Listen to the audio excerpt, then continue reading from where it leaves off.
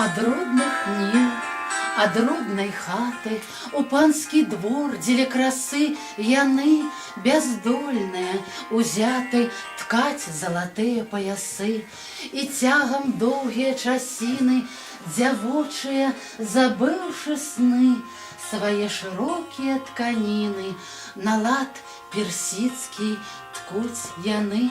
А за сцяной смяецца поле, зияе неба з акна, і думкі мкнуцца мімаволі туды, дзе расцвіла вясна, дзе блішча збожжа ў яснай далі, сінеюць міла васількі, холодным срэбрам ззяюць хвалі між гор ліючайся ракі.